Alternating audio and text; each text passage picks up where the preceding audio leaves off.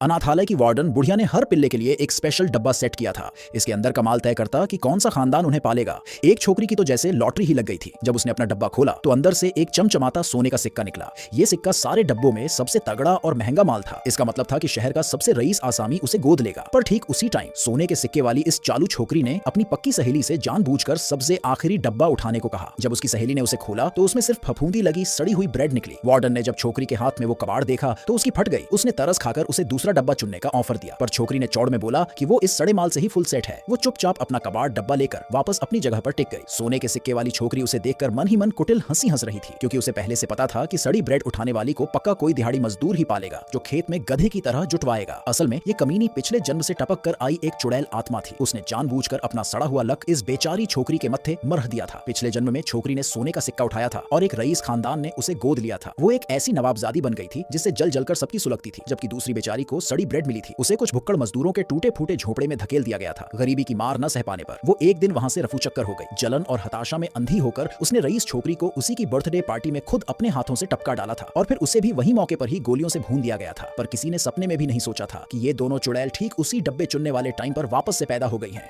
जब छोकरी की डब्बा चुनने की बारी आई तो वो चालू आइटम भागकर सोने के सिक्के वाला डब्बा झपटने पहुंच गई। ये देखकर कि उसे रईस खानदान में जाने की कितनी भयंकर खुजली मची है, छोकरी ने उसे वो डब्बा ले जाने दिया। पर जब वो बेचारी अभी सोच ही रही थी कि कौन सा डब्बा उठाए, उस चालू आइटम ने सड़ी ब्रेड वाला डब्बा उसके हाथों में ठूंस दिया। उस बेवकूफ चालू आइटम को ये भनक भी नहीं लगी कि ब्रेड वाला खानदान असल में सिक्के वाले खानदान से भी ज्यादा मोटा आसामी था। उन्होंने अपनी होने वाली लौंडिया का टेस्ट लेने के लिए जानबूझकर फटे पुराने और भिखारियों वाले कपड़े पहने हुए थे। उनका मानना था कि 18 साल की उम्र तक गरीबी में सड़ने से ही असली पारिवारिक प्यार पैदा होता है। पर उस चालू आइटम को पूरा यकीन था कि वो लोग एक नंबर के भुक्कड़ और नंगे हैं। थोड़ी देर बाद वार्डन बुढ़िया सारे पिल्लों को उनके नए माँ बाप से मिलाने लाई। चालू आइटम ने तुरंत उस रईस जोड़े को दूर से ही ताड़ लिया। वो पागलों की तरह भागकर अपने नए माँ बाप के तलवे चाटने पहुंच गई। वार्डन ने उस रईस जोड़े को छोकरी की पूरी जन्म कुंडली सुना दी। वो रईस औरत उस चालू आइटम को देखकर बहुत चौड़ी हो रही थी। इसी बीच वो बेचारी छोकरी डरते डरते उस गरीब दिखने वाले जोड़े के पास गई। चालू आइटम ने तुरंत उनके फटेहाल कपड़ों का भयंकर मजाक उड़ाया, पर छोकरी ने कहा कि वो उनके साथ घर जाकर फुल मजे में है। छोकरी को इतना क्यूट देखकर उस गरीब दिखने वाले जोड़े ने अपना नाटक चालू रखने के लिए बत्ती सी दिखा दी। उन्होंने अपने दो लौंडों को भी फटे पुराने कपड़े पहना रखे थे और छोकरी को ले जाने के लिए एक खटारा और सड़ा हुआ पिकअप ट्रक लेकर आए थे। चालू आइटम ने ताना मारा कि इनकी तो एक ढंग की गाड़ी लेने की भी औकात नहीं है और ये जिंदगी भर खेतों में ही सड़ेंगे। छोकरी ने तुरंत पलटकर जवाब दिया कि आज औकात नहीं है तो क्या हुआ, कल तो होगी।